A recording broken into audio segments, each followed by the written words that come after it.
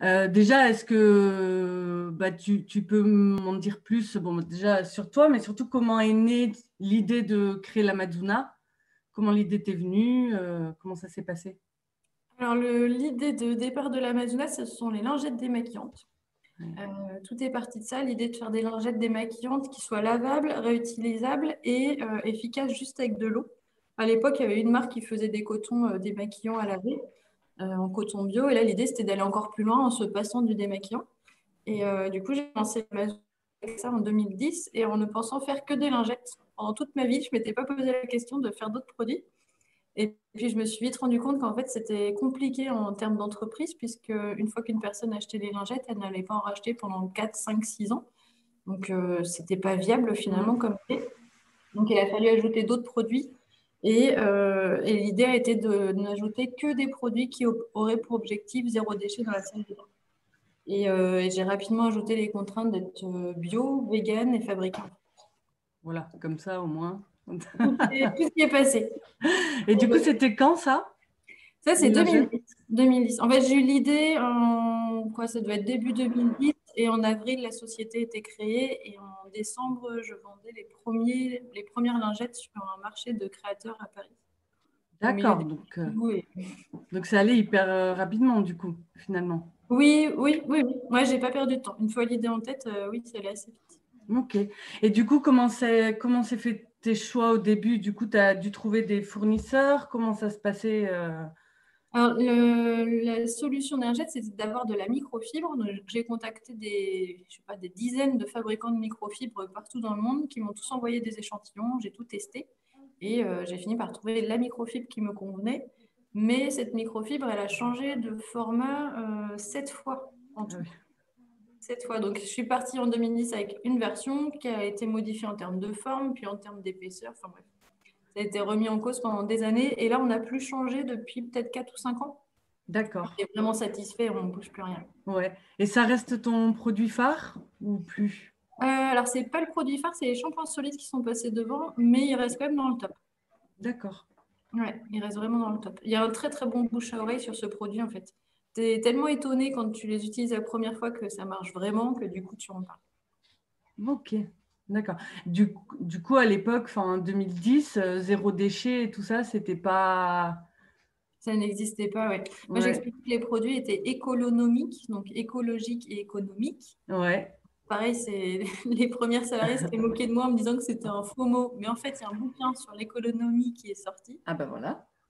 Suite au film Demain, c'est Ah le oui. directeur de Pocheco qui a Mm. écrit ce livre-là. Donc, je leur ai dit, c'est bon, les filles, vous voyez, c'est pour de vrai. Mais bon, donc à l'époque, ouais, j'ai expliqué le côté économique. Vraiment, c'était l'argument premier avant le côté écologique pour que les gens s'intéressent au projet. Ok. Et du coup, c'est toi qui vendais au début? Comment tu as commencé les ventes? Oui, alors j'ai fait beaucoup de petits marchés, petits salons de créateurs, c'est ces stands où tu as une place à 50 euros pour le week-end, donc tu es à côté de la nana qui fait des bijoux, de l'autre qui Ouais. fait des peluches pour enfants, là. Donc ça, j'en ai fait beaucoup, beaucoup, beaucoup sur Paris, avec des succès plus ou moins mitigés, voire très, très, très mitigés. Mais bon, il fallait continuer à essayer, quoi. Ouais. Et sur le site internet aussi. Et je l'ai activé dès le début. Et j'ai envoyé des cadeaux aux blogueuses pour faire découvrir les produits. Pareil, c'était le début des blogs Ouais. finalement. Et les gens faisaient ça par passion. Donc c'était un vrai cadeau de recevoir un produit en échange d'un article. Donc c'était un bel échange gagnant-gagnant. Là, ça a beaucoup changé hein. Ouais. Depuis quelques années. Le relationnel est vraiment purement commercial. C'est dommage. Ouais. Je comprends hein, les deux parties. Mais du coup, ouais, ça a permis ça, de lancer le site internet en même temps que les ventes sur les marchés. Ok. Et donc, tu as démarré toute seule, Ah oui, puis comme une grande. ouais, et je suis restée toute seule pendant 5 ans. Donc c'était long. 5 ans. Ouais. Ok. J'ai eu le temps de bien poser les bases du projet en 5 ans.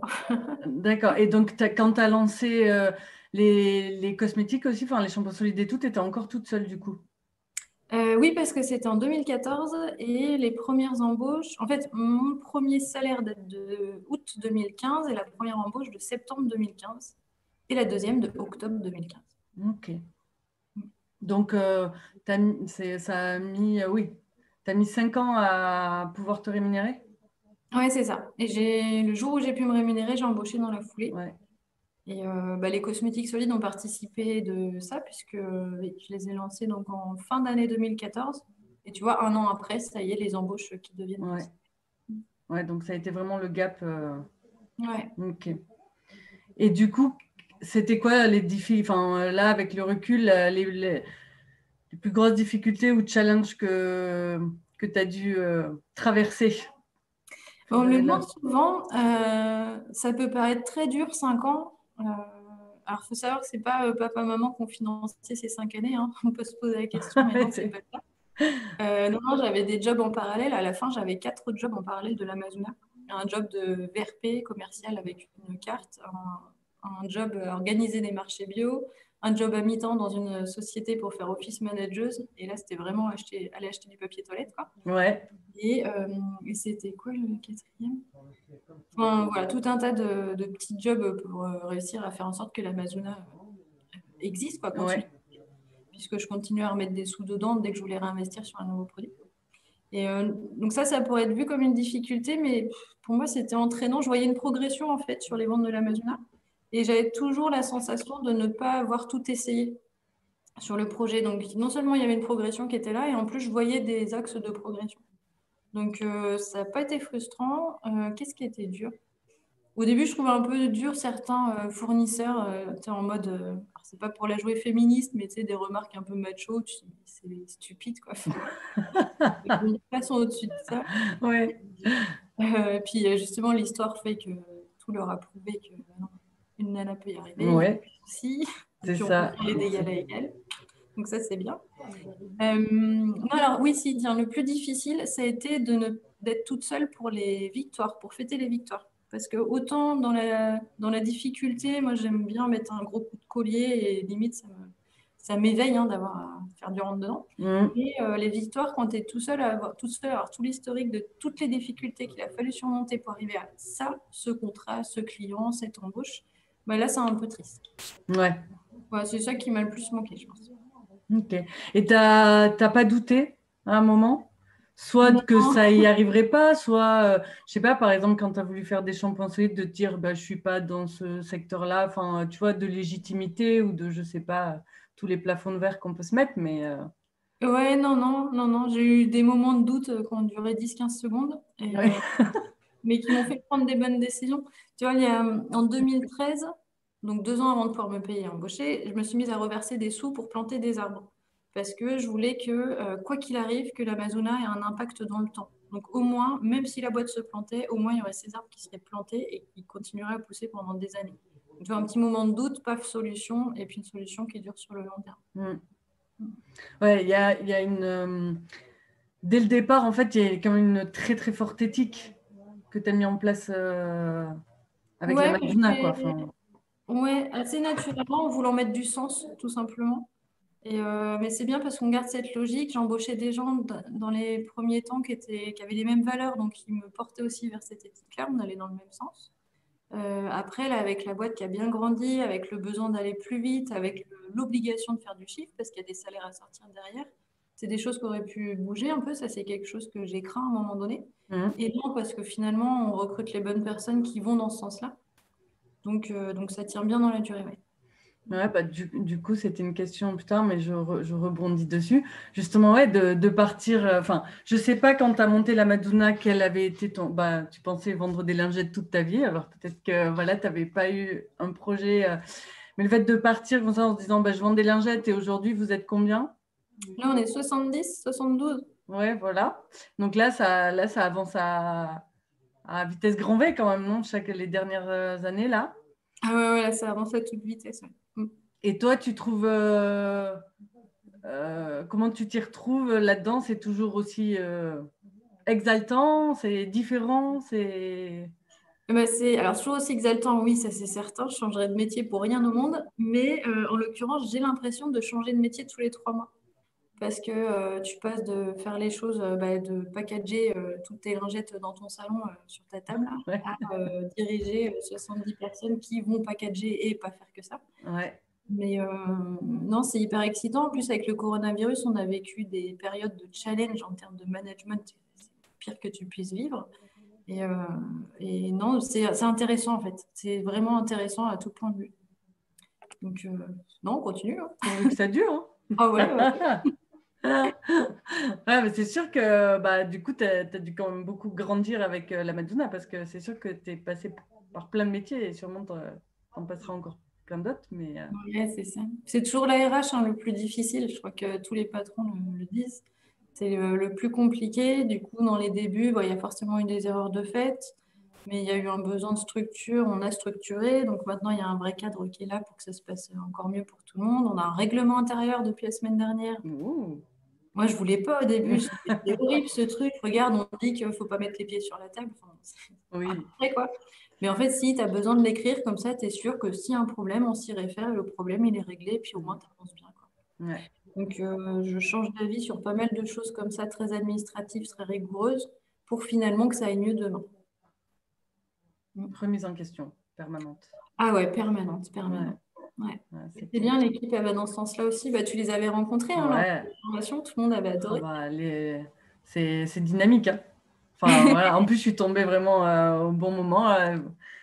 Si vous partagez les repas et tout, c'est vrai que c'était. Enfin, voilà, on sent une belle dynamique. Tout le monde est très impliqué. Donc, c'est vrai que c'est. Ouais, c'est ça. C'est exactement ça. Et puis, tout le monde la porte, cette remise en cause permanente. Du coup, ça avance dans le bon sens. Quoi. Puis, c'est remis en cause, mais pas juste histoire de faire du blabla et puis de faire traîner le projet. Loin de là, c'est vraiment pour faire mieux tout le temps. Donc, c'est bien. En plus, on est sur un secteur sur lequel les polémiques sont différentes. Tu vois, les sulfates, c'est un problème depuis des années maintenant, mais auparavant, ça ne l'était pas. Les parabènes, c'est devenu un problème. Enfin, il faut vraiment rester alerte sur tout ce qui se passe. Et c'est le cas de l'équipe, donc c'est bien. Cool.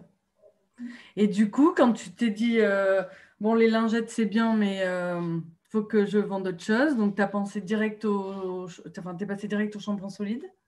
Non, avant ça, il y a eu la cup, les coupes menstruelles. Ah, tu as commencé par la cup. Enfin, Ouais, j'ai dû en proposer en 2013, je pense 2012-2013. Ça, c'est ma sœur qui m'a fait découvrir la cup.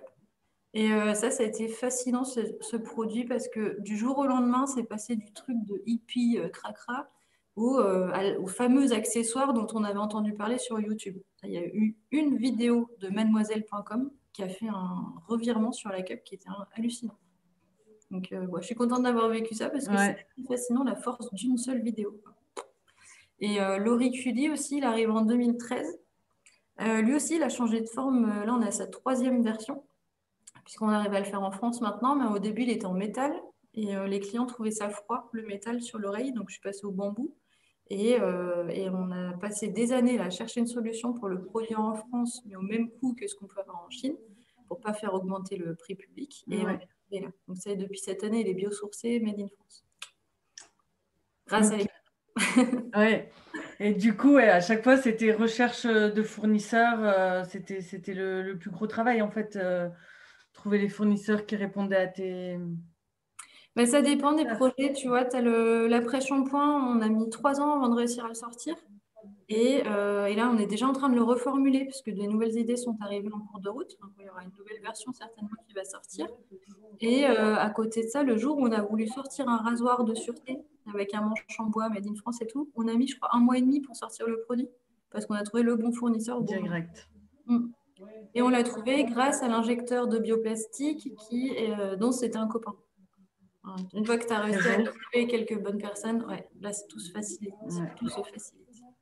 Ouais, parce que après, quand tu es passé au produit, tu as dû, du coup, passer dans des labos, en fait, contacter. Pour les cosmétiques solides, oui.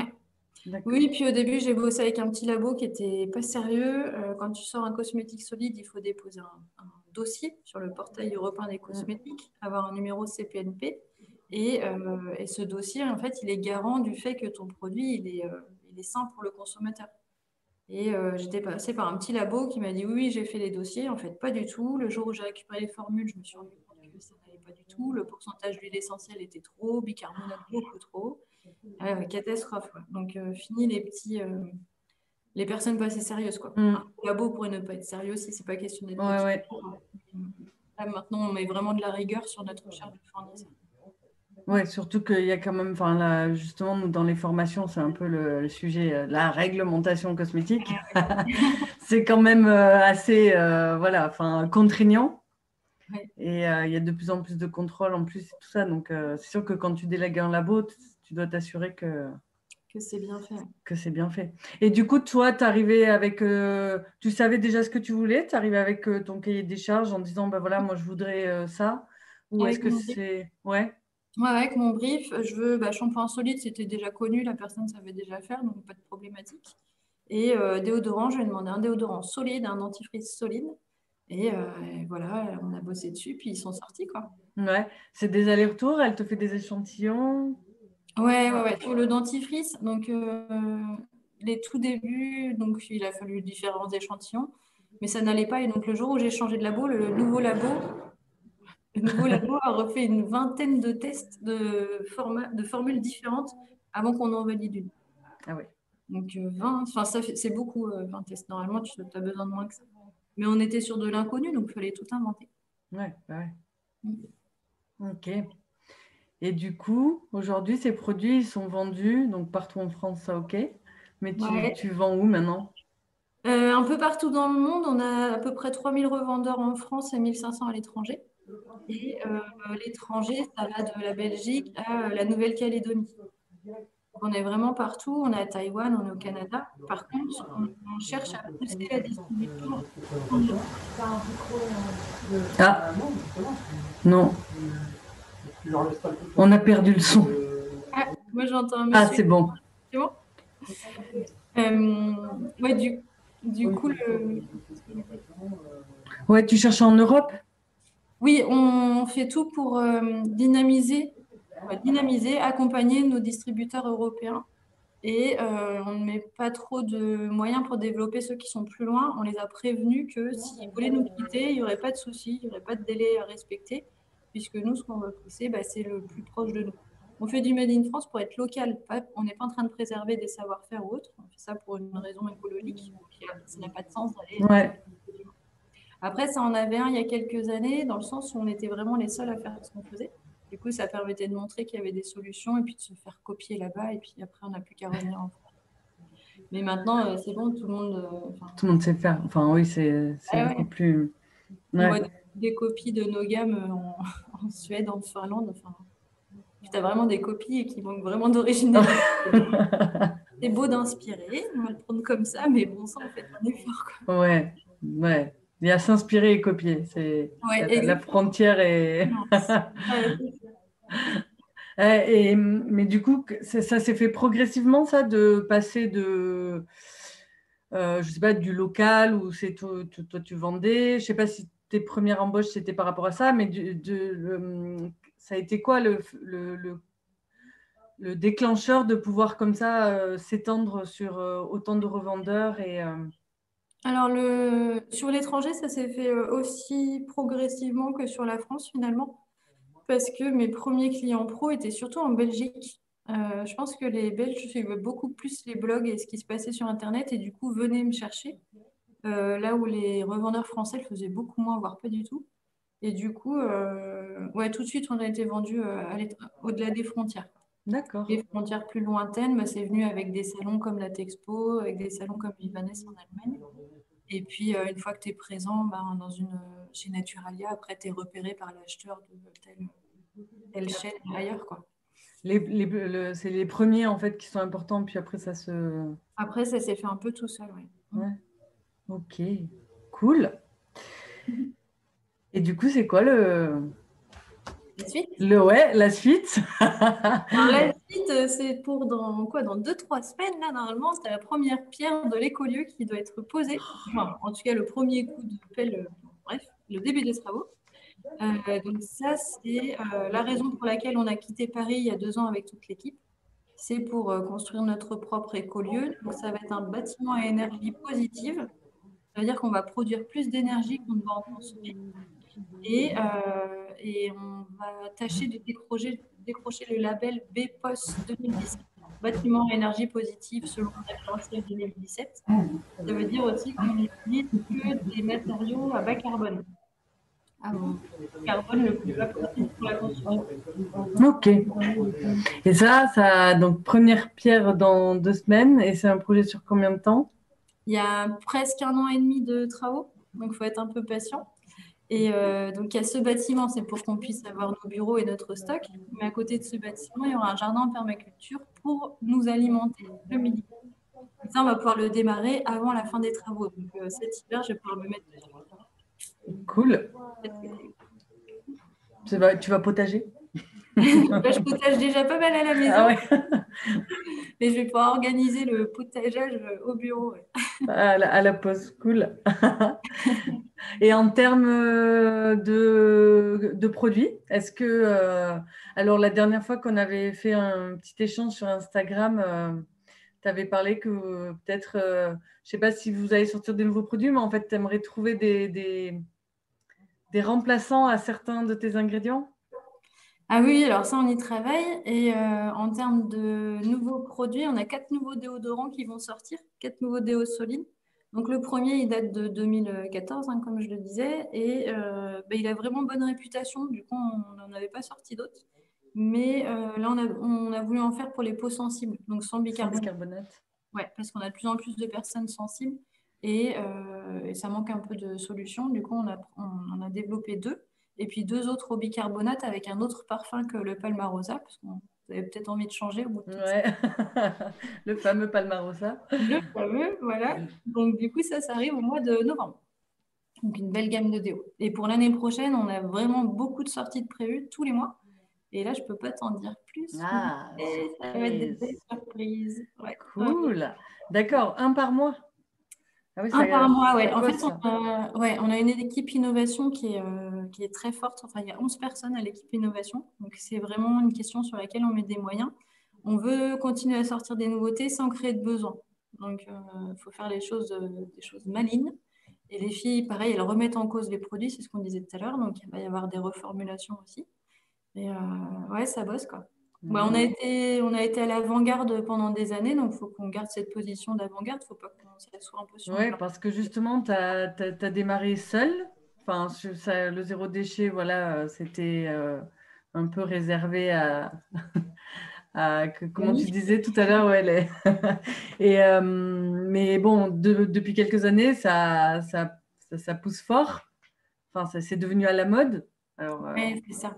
Moi, j'avais peur que ce soit qu'une mode. Ça arrivait tellement vite. C'était vraiment ma crainte que ce soit juste une mode, hop, un gros buzz à la télé, puis on n'en parle plus.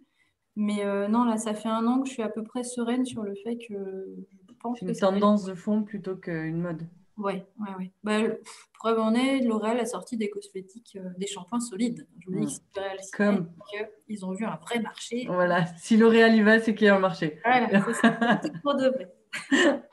Et du coup, toi, comment tu vois aussi, ben, enfin, tu as vu aussi la naissance je suppose, de plein, plein, plein, plein de marques, en fait, Mm. autour du zéro déchet.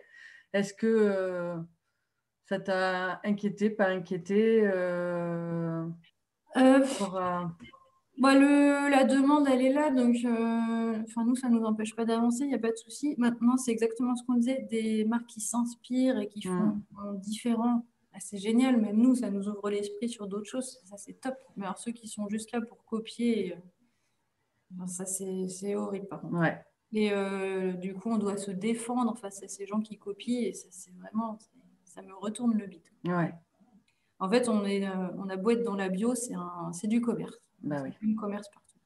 Et ça, Bah, c'est dur c'est à ça. découvrir. Tout le monde n'y arrive pas que par éthique.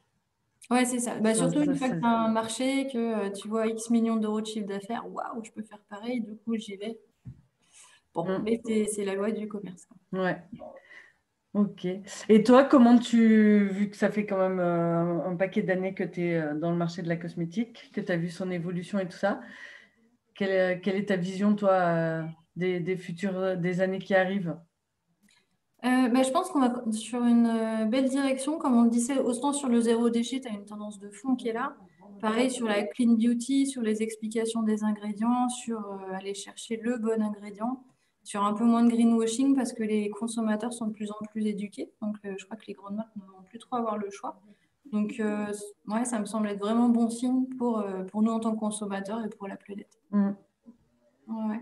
Après, à Donc, chacun de rester alerte sur les belles annonces. ouais. Je vais vous en donner deux, trois, là, mais bref, restons bien critiques à l'égard de tous ceux qui arrivent avec des belles paroles. Mm. Mais dans tous les cas, comme les consommateurs vont dans le bon sens, bah, le marché, il me semble, va dans le bon sens. Ok, top. Et du coup, est-ce que tu aurais un conseil ou quel serait le conseil ou les conseils que tu donnerais à quelqu'un qui voudrait se lancer aujourd'hui pour lui aussi apporter sa pierre à l'édifice du marché cosmétique naturel? Alors, quel que soit l'entrepreneur, j'ai deux conseils à donner. Le premier, c'est être positif. De toute façon, il va falloir s'accrocher, ça va être dur. Je dis que j'ai pas eu de galère, mais en fait, chaque journée est une galère. Ouais. C'est pas, ton métier, c'est pas d'atteindre ton but, c'est de réussir à défricher tout ce qui s'approche de ton but. Et le deuxième, c'est tâcher de faire bien le mieux possible, quoi, parce que s'il n'y avait pas d'entrepreneurs pour mettre des produits pourris sur la planète, il n'y aurait pas de produits pourris. Donc pour moi, toute la responsabilité de ce qui se passe à l'heure actuelle, elle est sur les épaules des entrepreneurs. Donc tant qu'à se lancer, bah, faites bien. Mm. Ça demande un effort supplémentaire, hein, c'est sûr. C'est déjà pas simple d'être entrepreneur, mais tant qu'à y aller, autant y aller à fond. S'il vous plaît. Oui, super. C'est un très bon conseil. Bon, normalement, alors les gens qui regardent la vidéo, je ne sais pas, mais les gens qui passent par les formations, c'est, enfin, comme moi, je forme que de la cosmétique naturelle, normalement, c'est, en tout cas au niveau des ingrédients et tout ça, mais après, ça n'empêche pas de pas enfin, de pas avoir forcément l'éthique ou comme tu dis, ça devient un marché aussi, donc ça n'empêche qu'il y a des gens qui veulent entreprendre dans le naturel parce que c'est à la mode, mais pas forcément par conviction. Mais Non, mais toi, ceux que tu formes, je suis sûre qu'ils ont entendu les bonnes paroles qui vont dans le bon ouais, c'est sens. ça. J'essaie de prêcher la bonne parole. Exactement. Bon, super. Bah écoute, top. Moi, j'ai eu toutes les réponses aux questions que je me posais. Je ne sais pas si toi, tu avais quelque chose à ajouter ou quelque chose que j'aurais pas. Bah, ce qui nous manque, c'est une date pour que tu reviennes former les équipes Ouais, de bureau. Mais ça, avec le Covid, de toute façon, à moins qu'on soit sur une grosse visio, quoi. ouais. Ouais, Enfin, bah, tu sais qu'au début, la première fois, j'avais proposé une visio. Mais Stanislas, il m'avait dit, bah non, quand même, c'est quand même mieux de venir. Maintenant que je suis venue, c'est clair que bon, ça m'embêterait de la faire en visio. tu vois. Mais bon, ça peut se faire quand même. Mais bon, c'est vrai que partager avec les équipes, c'était vraiment, vraiment hyper intéressant, quoi. Donc, ouais, bah, c'est sûr que c'est une période un peu compliquée. Il faut attendre un peu que ça. Ouais, un peu de patience. C'est ça. Donc, mais pas de souci. Quand vous m'appelez, je suis là. C'est parti. Tu connais la route. Bon, et merci beaucoup du temps accordé. Oh, merci à Et toi. je te laisse retourner au défrichage devant tous tes De faire projets objectifs.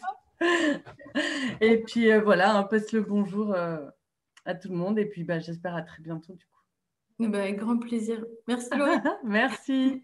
À toutes. Ciao.